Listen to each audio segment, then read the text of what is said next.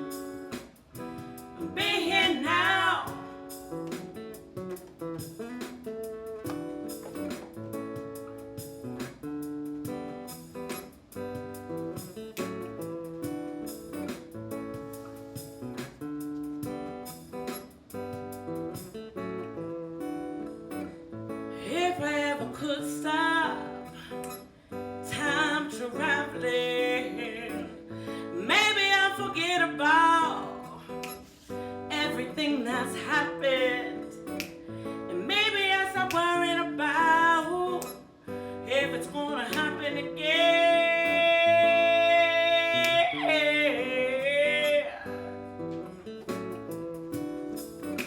And if my mind could stay in one place, and if I was the tortoise in this race, but I'm hopping about, jumping up and down, spinning round and round. I wish I knew how. I wish I knew how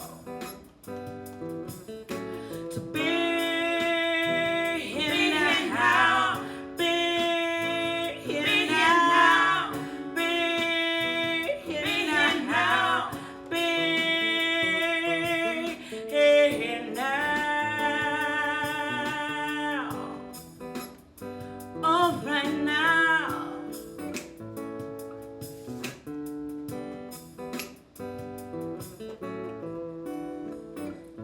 How do I get out on my own way?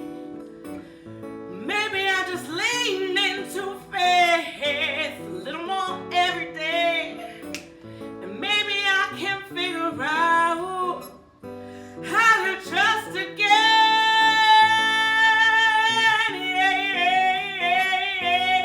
Yeah. Oh.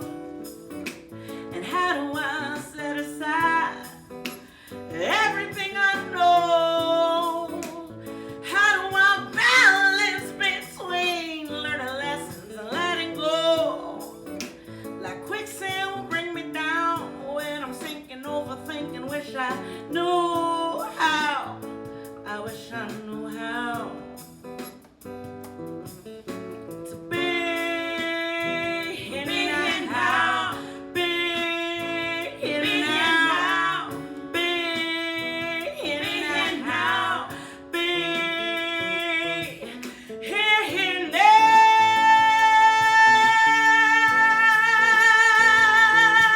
Oh,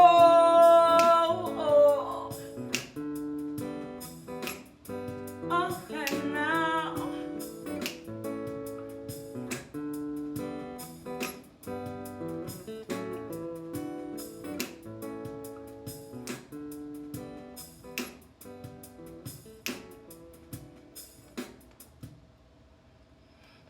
Be here now. Looking into the future and looking into the past, I was actually the one getting in my own way. And I had to let all of that go. I had to get more in touch with my belief system, faith, God, the universe, spirit, dolphins, whatever, whatever it was, whatever I wanted to call it. I had to realize that I actually did not have the ability to control everything. Sometimes I just had to let it go.